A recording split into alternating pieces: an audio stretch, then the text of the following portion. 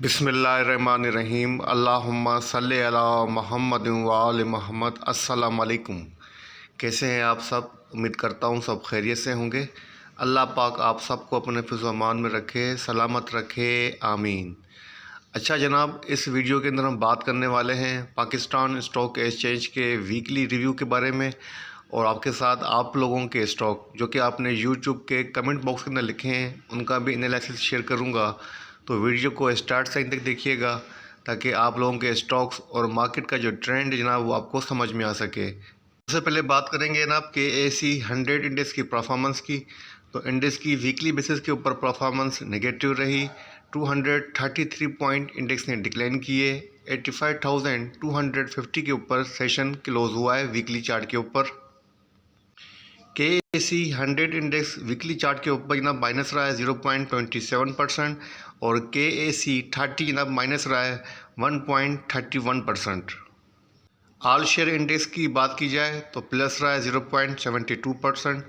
KMI 30 की बात की जाए माइनस रहा है 0.24%। मार्केट कैपिटल की बात की जाए जनाब तो जनाब मार्केट कैपिटल जो है ना वो लास्ट वीक रहा है 40.18 USD बिलियन, जो कि प्रीवियस वीक था जनाब 40.26 USD बिलियन। मतलब मार्केट कैपिटल के अंदर हमें कमी नज़र आई है। अगर एवरेज डेली टर्नओवर शेयर्स की बात की जाए तो उसके अंदर कमी देखी गई है, माइनस रहा है 16.5%। वीकली बेसिस के ऊपर टॉप 5 वॉल्यूम लीडर स्टॉक्स की बात की जाए, नंबर 1 पे रहा है ना PRL, सेकंड नंबर पे रहा है हुबुक, थर्ड नंबर पे PTC, फोर्थ नंबर पे WTL, फिफ्थ नंबर पे रहा है जनाब FFL। अगर सेक्टर वाइज वीकली बेसिस के ऊपर परफॉर्मेंस चेक की जाए, सबसे अच्छी परफॉर्मेंस रही है टोबाको सेक्टर्स की, सेकंड नंबर पे फंड्स की रही है, थर्ड नंबर पे इंजीनियरिंग की, फोर्थ नंबर पे रिफाइनरी, फिफ्थ नंबर पे केबल। अगर नेगेटिव सेक्टर्स की बात की जाए, नंबर 1 पे रहा जनाब वूलन, सेकंड नंबर पे प्रॉपर्टी, थर्ड नंबर पे ट्रांसपोर्ट, फोर्थ नंबर पे पावर जनरेशन, फिफ्थ नंबर पे टेक्सटाइल एंड वीविंग्स। अच्छा जनाब, वीकली बेसिस के ऊपर टॉप परफॉर्मर स्टॉक्स की अगर बात की जाए, नंबर 1 पे रहा है ATRL अटक रिफाइनरी, जो कि अप रहा वीकली बेसिस के ऊपर 23.5%। सेकंड नंबर पे पैकेट रहा जनाब, जो कि अप रहा 20.3%। थर्ड नंबर पे जनाब हैफा रहा, जो कि 13.5% अप रहा। फोर्थ नंबर पे FCPL है, जो कि 12.9% वीकली बेसिस के ऊपर अप रहा। फिफ्थ नंबर पे JDWS है, जो कि अप रहा 12.0%। अगर टॉप लेगड स्टॉक्स की बात की जाए, नेगेटिव स्टॉक्स की, नंबर 1 पे रहा है NPL, जो कि डाउन रहा 20.9%। सेकंड नंबर पे JVDC, जो कि डाउन रहा 13.9%। थर्ड नंबर पे BNWM, जो कि डाउन रहा 12.0%। फोर्थ नंबर पे कैपको रहा जनाब, जो कि डाउन रहा है 10.8%। फिफ्थ नंबर पर रहा है PIOC, जो कि डाउन रहा है 8.2%। इन्वेस्टमेंट डेटा की बात करते हैं। सबसे पहले बात करेंगे फॉरेनर्स की। तो फॉरेनर्स की जनाब जो नेट पोजीशन रही है वो सेलिंग के ऊपर रही है। उनकी सेलिंग जनाब लास्ट वीक के अंदर भी कंटिन्यू रही। 11.61 US मिलियन की नेट सेल किए। अगर जनाब फॉरेन कारपोरेट्स की बात, तो फॉरेन कारपोरेट्स की जनाब जो नेट सेल की है वो की है 10.43 US मिलियन की। बाकी ओवरसीज़ पाकिस्तानीज़ ने जनाब सेल की है 1.19 US मिलियन की। अगर सेक्टर वाइज पोजीशन चेक की जाए, सबसे ज़्यादा जिनकी सेलिंग नज़र आ रही है 1.07 US मिलियन की वो नज़र आ रही है ऑयल एंड गैस एक्सप्लोर के अंदर, और इसके अलावा 1.58 US मिलियन की नज़र आ रही है फर्टिलाइज़र सेक्टर के अंदर, और थोड़ी बहुत जनाब इनकी बाइंग नज़र आ रही है टेलीकॉम सेक्टर के अंदर, सीमेंट सेक्टर के अंदर। अगर जनाब टेलीकॉम सेक्टर की बात हुई है तो जनाब मंथली पोर्टफोलियो के अंदर आप चेक कर सकते हैं कि टेलीकॉम सेक्टर के अंदर फॉरेनर्स की अच्छी खासी बाइंग नज़र आ रही है 8.98 US मिलियन की। मैं आपको हाईलाइट भी कर देता हूं ताकि थोड़ा सा आपको क्लियर हो जाए। तो जनाब यहाँ पे आप सर्कल पे देखेंगे तो आपको 8.98 US मिलियन की बाइंग नज़र आ रही होगी मंथली बेसिस के ऊपर टेलीकॉम सेक्टर के अंदर। मतलब टेलीकॉम सेक्टर के अंदर जो जनाब आपका फॉरेनर्स बाइंग पोजीशन लेके होल्ड करके बैठा हुआ है। अगर बात की जाए जनाब इसके अलावा फॉरेन कारपोरेट्स की, तो फॉरेन कारपोरेट्स की जो हमें सेलिंग नज़र आ रही है वो नज़र आ रही है जनाब सबसे ज़्यादा ऑयल एंड गैस एक्सप्लोर के अंदर। इसके अलावा 0.74 US मिलियन की सेल नज़र आ रही है oil and gas marketing companies के अंदर। इसके अलावा 0.66 मिलियन की सेलिंग नज़र आ रही है बैंकिंग सेक्टर के अंदर। टेक्निकल चार्ट की तो KAC 100 इंडेक्स का वीकली चार्ट आपके सामने ओपन है। चार्ट को थोड़ा सा जूम कर लेते हैं ताकि कैंडलस्टिक पैटर्न आपके सामने रख सकूं। तो जनाब वीकली चार्ट के ऊपर जो कैंडलस्टिक बनी है spinning top, bearish spinning top candlestick बनी है, जिसकी इंडिकेशन जनाब यहाँ पर वीक है। कोई इतना स्ट्रॉन्ग नेगेटिव पैटर्न बनता हुआ हमें नज़र नहीं आया है। इसका मतलब है चांसेस हैं कि जनाब इंडेक्स यहाँ से रिबाउंड भी हो सकता है। और सेकंड जनाब इंडेक्स के पास जो सपोर्ट बनती है 85,000 की, इंडेक्स ने इसको भी मैनेज किया हुआ है। इसको टेस्ट ज़रूर किया है लेकिन इसको मैनेज करके अपनी क्लोजिंग 85,250 के ऊपर की है। अगर करेक्शन की बात की जाए, क्योंकि लास्ट प्रीवियस 2 वीक्स की बनस्बत इस वीक के अंदर हमें सेलिंग यहाँ पर कम नज़र आई है, लेकिन आप देख सकते हैं कि जनाब कंटिन्यू इंडेक्स प्रीवियस 2 वीक से पॉजिटिव क्लोजिंग दे रहा था और काफ़ी अच्छा खासा गेन किया था। और जनाब ये गेन कहाँ से ओपन हुआ था? तकरीबन जनाब 80,380 की आप राउंड फिगर ले लें और वहाँ से लेके जनाब इंडेक्स ने जो हाई पोस्ट किया है 86,366, तकरीबन जनाब इंडेक्स यहाँ पर 6,000 पॉइंट्स गेन किए थे प्रीवियस 2 वीक के अंदर। उसके बाद जनाब यहाँ पे हमें लास्ट वीक के अंदर थोड़ी बहुत प्रॉफिट टेकिंग जो है वो होती हुई नज़र आई है। अब जनाब अगर इंडेक्स करेक्शन की बात की जाए तो इंडेक्स कहाँ तक करेक्शन ले सकता है?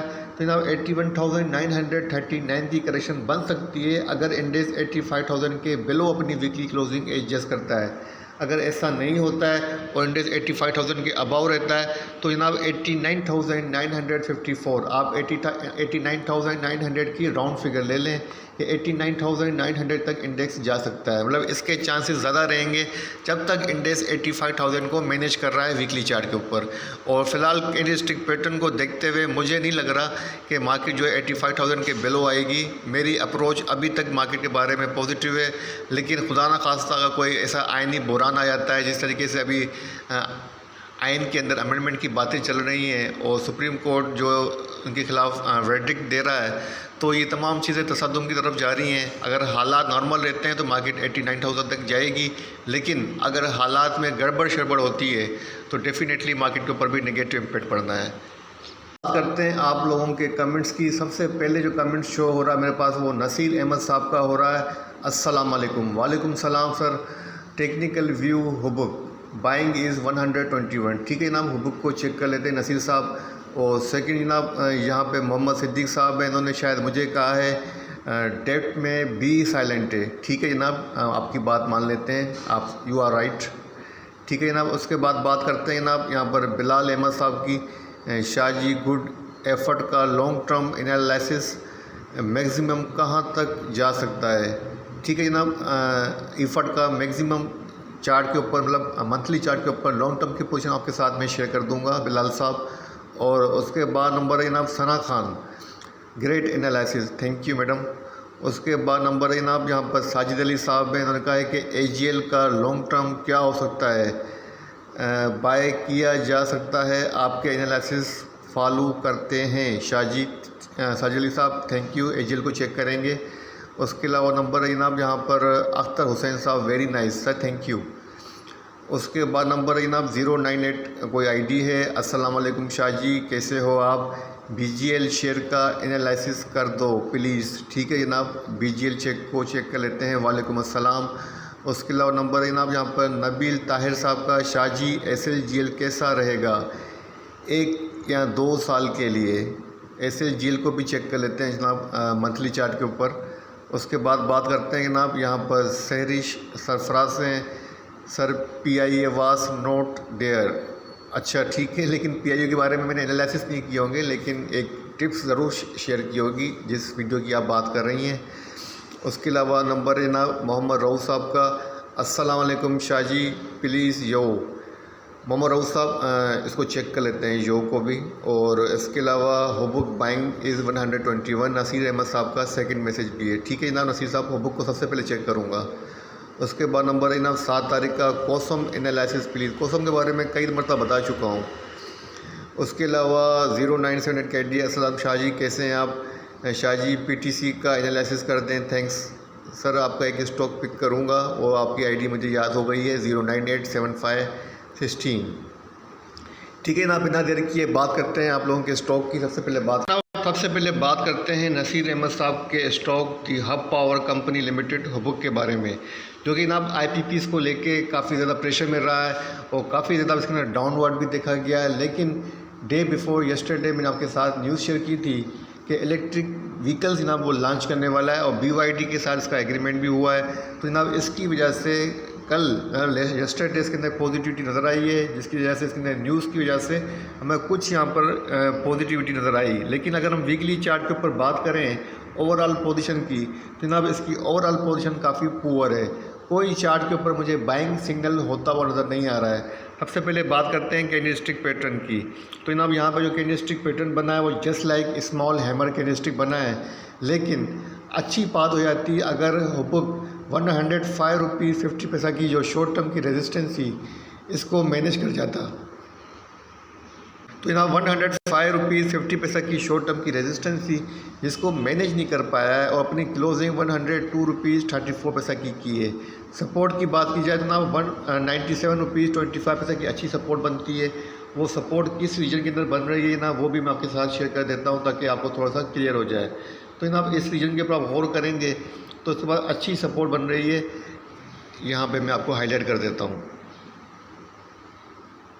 यहाँ पे नसीर अहमद साहब आप देख सकते हैं कि इसके बाद अच्छा सपोर्ट रीजन बन रहा है 97 रुपीज़ 25 पैसा के लेके 97 के अराउंड। अभी तक अपनी सपोर्ट को इसने मैनेज किया हुआ है और इसके बिलो अपनी क्लोजिंग नहीं दे रहा है 97 के बिलो।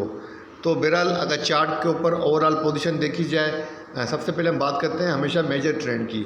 तो मेजर ट्रेंड जो था हमें बताता है कि किसी भी स्टॉक के अंदर से इंडेक्स के अंदर उसके ट्रेंड की क्या पोजीशन है, फिर आपको उसको फॉलोअप करके बाइंग पोजीशन लेनी चाहिए। तो मेजर ट्रेंड ना इसका बेरिश है, क्योंकि यहाँ पर काफ़ी ज़्यादा आप देख सकते हैं कि अपने प्रीवियस जो कि अच्छी इसके पास सपोर्ट थी 105 रुपीज़ 50 पैसा की, इसको भी ब्रेक करके इसके बिलो ट्रेड कर रहा है। मतलब मज़ीद इसके अंदर डाउनवर्ड जो है वो एक्सपेक्टेड है। फ़िलहाल इसके अंदर काम न किया जाए, वेट एंड वॉच किया जाए। अगर बाइंग आपने 121 की हुई है तो घबराने की ज़रूरत नहीं है, कंपनी फाइनेंशियली स्ट्रॉन्ग है। और जाहिर सी बात है अगर IPPs का इसका एग्रीमेंट कैंसिल हुआ है तो कुछ ना कुछ एक नया बिज़नेस अपनी तरफ ये अनाउंस करेगी। और जैसे कि अभी इन्होंने रिसेंटली इलेक्ट्रिक व्हीकल्स लॉन्च करने की बात भी की है। फर्दर भी आप प्रोग्रेस आप देख सकते हैं, वेट एंड वॉच करें। लेकिन मुझे एक्सपेक्टेड है कि इस कंपनी का फ्यूचर काफ़ी अच्छा है। तो इस हवाले से आप इसके अगर लॉन्ग टर्म की कुछ लेना चाहते हैं तो बेशक ले सकते हैं, लेकिन स्लोली ग्रेजुअली बाय करते जाएं। इसके अंदर फर्दर डिप भी एक्सपेक्टेड है, 70 रुपीज़ तक भी नीचे आ सकता है। अच्छा, अब 70 रुपीज़ तक नीचे आ सकता है ये मैंने आपको क्यों कहा है, ये भी जनाब मैं आपको दिखा देता हूँ। वीकली चार्ट के ऊपर अपनी तरफ से नहीं कह रहा हूँ। तो जनाब वीकली चार्ट के ऊपर मैंने फिबोनाची को अप्लाइड किया है और यहाँ पे तकरीबन लास्ट वेव को कम्प्लीटली जनाब ट्रेस आउट किया है। उसके बाद जनाब जो नेक्स्ट बेरिश वेव चल रही है वो जनाब 107 के बाद इस बात को इंडिकेट कर रही है कि 68 रुपीज़ 85 तक भी नीचे आ सकता है। और इसकी जनाब ये second cycle bearish cycle complete होगी 68 रुपीज़ 85 पैसा कह रहा हूँ। यहाँ पर जनाब अगर कोई बाइंग पोजीशन लेना चाहता है और इन्वेस्टमेंट करना चाहता है लॉन्ग टर्म की तो बिल्कुल ले सकता है। ओवरऑल पोजीशन अगर देखी जाए यहाँ पर तो RSI आपके सामने है 27 RSI है, ओवर सोल्ड पोजीशन है। MACD की डाइवर्जेंस भी नेगेटिव है। तो पोजीशन को देखते हुए मैं आपको यही कहूँगा कि फ़िलहाल अगर बाइंग करना चाहते हैं, लॉन्ग टर्म की इन्वेस्टमेंट सोची हुई है हुबुक के अंदर या स्टॉक के और एवरेज करना चाहते हैं तो ग्रेजुअली अपनी पोजीशन आप इसके अंदर अक्यूमुलेट करें। 68 के अराउंड तक अपनी पोजीशन आपको अक्यूमुलेट करके यहाँ पर होल्ड करनी है। उसके बाद देन वेट एंड वॉच करना है। हो सकता है कि 6 महीने के अंदर, साल के अंदर आपकी प्राइसेस को ये क्रॉस कर जाए। अब सेकंड क्वेश्चन था आपका ईफर्ट के हवाले से, एग्रो फर्टिलाइज़र के हवाले से और लॉन्ग टर्म के बारे में पूछा था कि लॉन्ग टर्म का इसका टारगेट क्या होगा अगर 1 या 2 साल की इसके अंदर इन्वेस्टमेंट की जाए। जनाब एग्रो का मैंने मंथली चार्ट आपके सामने रखा है। मंथली चार्ट के ऊपर पोजीशन चेक कर लेते हैं। सबसे पहले बात करेंगे करंट मंथ की, जो कि अक्टूबर जनाब ऑन गोइंग है। तो अक्टूबर के मंथ के अंदर अभी तक जनाब जो कैंडलस्टिक बनी है बुलिश डोजी कैंडलस्टिक बनी है 196 रुपीज़ की प्राइस के ऊपर लास्ट क्लोजिंग एडजस्ट की है। अगर बात करूँ इसके टारगेट की, जनाब उसके पास जो टारगेट बनता है वो बनता है जनाब 181 रुपीज़ 21 पैसा के बाद वो बनता है 231 रुपीज़ 33 पैसा का। जी जनाब 231 रुपीज़ 33 पैसा तक ये जा सकता है। अगर इसके ओवरऑल ट्रेंड की बात करूँ कि जनाब ये कहाँ तक मुझे एक्सपेक्टेड है, तो जहाँ तक मेरी नॉलेज है, जहाँ तक मेरी ऑब्जर्वेशन है, मुझे ऐसा लग रहा है कि जनाब इसका जो ट्रेंड है मज़ीद 231 को भी क्रॉस कर सकता है। और फ़िलहाल इसकी पोजीशन काफ़ी अच्छी और स्ट्रॉन्ग लग रही है। और लेकिन ये याद रखिएगा कि कोई भी ट्रेंड जनाब कंटिन्यू जो है वो अपवार्ड की तरफ नहीं जाता है। हमेशा जनाब कोई भी स्टॉक को कोई भी इंडेक्स हो, वो हमेशा बिल्कुल सीधा स्ट्रेट जो है फॉरवर्ड ऊपर नहीं जाता है, हमेशा जिग जैग होता हुआ ऊपर जाएगा। हमेशा यूं पर करेक्शन लेगा, फिर ऊपर जाएगा, फिर करेक्शन लेगा, फिर ऊपर जाएगा। तो जनाब यहाँ पर भी आप ये पोजीशन फेस कर सकते हैं। ऐसा ना हो कि जब ये कोई भी स्टॉक आप ऊपर जाए, इस लेवल के ऊपर आप बोलें और वो नीचे आए तो आप घबरा के अपनी पोजीशन सेल कर दें और उसके बाद वो थोड़ी बहुत करेक्शन लेके यहाँ से एक नया हाई पोस्ट कर दें। तो ऐसा होता है, इसलिए ट्रेंड को समझना पड़ता है। तो मेरे हिसाब से जब मैं ईफड का ट्रेंड ऑब्जर्व करने की कोशिश कर रहा हूँ तो मुझे ऐसा लग रहा है कि इसके अंदर ये थर्ड वेव जो है ना वो कंटिन्यू है। उसके बाद करेक्शन ये ले सकता है। वो करेक्शन ये कहाँ तक ले सकता है? कम से कम ना 181 की। अगर 181 को ब्रेक करता है तो फिर मज़ीद करेक्शन इसके अंदर एक्सपेक्टेड है, लेकिन कम से कम 181 तक ये करेक्शन ले सकता है मंथली चार्ट के ऊपर करंट मंथ के अंदर। लेकिन ओवरऑल आपके पास फर्स्ट टारगेट होना चाहिए वो 231 का होना चाहिए। अगर 231 को मैनेज कर जाता है तो उसके बाद जो नेक्स्ट आपके पास टारगेट बन सकता है वो 262 का बनेगा। आई थिंक आपको ईफड का जो ट्रेंड है वो समझ में आ चुका होगा और जो मैं कहना चाह रहा हूँ आपने समझ लिया होगा। अच्छा जनाब, आप लोगों का जो थर्ड स्टॉक था वो था यो। तो जनाब यो का भी मैंने मंथली चार्ट ओपन किया है, क्योंकि हमेशा आपको कहता हूँ कि जब भी आप कोई व्यू रखते हैं किसी भी स्टॉक का या इंडेक्स का तो वो लॉन्ग टर्म का रखा करें ताकि आपका जो व्यू है वो ज़्यादा ब्राइडर रहे। तो जनाब इसकी जो पोजीशन है मंथली चार्ट के ऊपर यो की वो आपके सामने है। इसका ट्रेंड रेंज बाउंड है। रेंज बाउंड पोजीशन का मतलब क्या होता है कि एक ही स्टॉक एक रेंज के अंदर में ट्रेड करता हुआ नज़र आ रहा है। ये आपके सामने अपर रेंज है, ये आपके सामने लोअर रेंज है। कोई भी स्टॉक जनाब अगर इसी रेंज के अंदर ट्रेड करता है तो इसे हम कहते हैं रेंज बाउंड पोजीशन। और अगर कोई भी स्टॉक जनाब कंटिन्यू अपना हाई पोस्ट करता है और हम देखते हैं कि जनाब कोई भी स्टॉक जो है वो कंटिन्यू एक बुलिश साइकिल के अंदर है तो हम उसको कहते हैं बुलिश साइकिल है, अप ट्रेंड के अंदर है। और इसके बरक्स कोई भी स्टॉक जनाब अगर डाउन ट्रेंड के अंदर होता है तो कंटिन्यू अपना नया लो पोस्ट करता हुआ नजर आता है। तो ऐसी पोजीशन हमें जनाब यो के अंदर नज़र नहीं आ रही है और यो एक साइडवेज ट्रेंड के अंदर नज़र आ रहा है। पहले तो ये समझ लें इसका ट्रेंड साइडवेज ट्रेंड के अंदर है। तो अगर इसकी बात की जाए जनाब इसके एवरेज मंथली चार्ट के ऊपर इसके एवरेज लो की, तो इसके पास जो एवरेज लो बनता है ना मंथली चार्ट के ऊपर वो ₹2.78 का बनता है। अगर मैं इसके एवरेज हाई की बात करूँ जनाब, इसके बाद जो एवरेज मंथली हाई बनेगा वो ₹6.15 का बनेगा। तो अभी करंट प्राइस ₹3.73 की है। मतलब आप यहाँ से लेके ₹2.78 के अराउंड बाइंग पोजीशन ले सकते हैं। ये इसके पास बाइंग रीजन है, मतलब यहाँ से आप बाइंग पोजीशन ले सकते हैं और आपको ₹2.78 तक अपनी बाइंग पोजीशन होल्ड करनी चाहिए। उसके बाद आपके पास ₹6 का भी टारगेट बन सकता है। आई थिंक पोजीशन क्लियर हो चुकी है जो की। अब जनाब बात करते हैं आप लोगों के फोर्थ स्टॉक की, AGL की, एग्रीटेक लिमिटेड की। साजिद अली साहब का जनाब ये स्टॉक है। उन्हें AGL के बारे में पूछा है कि AGL जो है वो कैसा रहेगा एग्रीटेक। सबसे पहले बात करेंगे इसके लॉन्ग टर्म चार्ट के ऊपर ट्रेंड की। इसका ट्रेंड जनाब आपके सामने यो की तरह इसका ट्रेंड रेंज बाउंड नहीं है। इसका जो ट्रेंड है जनाब आपको बुलिश होता हुआ नज़र आ रहा होगा, क्योंकि कंटिन्यू अपना हायर हाई पोस्ट करता हुआ नज़र आ रहा है। अब बात करते हैं जनाब वीकली चार्ट के ऊपर बात है। वीकली चार्ट के ऊपर आपके साथ एनालिसिस शेयर कर रहा हूँ।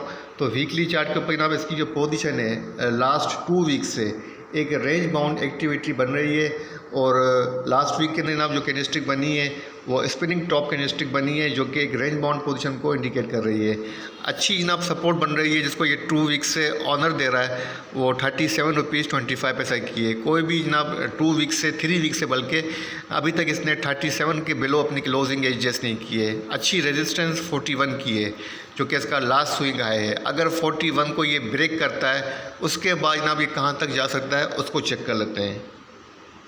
तो जनाब AGL एग्रीटेक लिमिटेड अगर 41 की प्राइस को सस्टेन कर जाता है तो उसके बाद जो फर्स्ट टारगेट बनेगा ₹45.55 का बनेगा।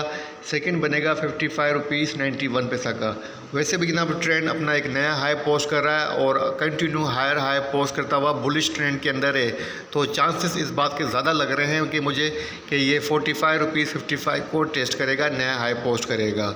बाकी वल्लाह उल्लम बिस्सवाब, जो कि आपके साथ मेरी नॉलेज है आपके साथ शेयर की है। ठीक है जनाब, उम्मीद करता हूँ कि जनाब छोटी सी वीडियो आपको पसंद आएगी। मार्केट का वीकली एनालिसिस आपके साथ शेयर किया है और आप लोगों के जनाब कुछ स्टॉक भी कवर किए हैं और कोशिश की है जनाब ख़ास करके हुब्बुक के हवाले से कि आपके सामने इसका ट्रेंड क्लियर कर सकूँ कि आपको इसके अंदर क्या करना चाहिए। अगर वीडियो पसंद आए तो लाइक कीजिएगा, चैनल को सब्सक्राइब कीजिएगा, मुझे अपनी दुआ में रखिएगा। अल्लाह हाफ़िज़।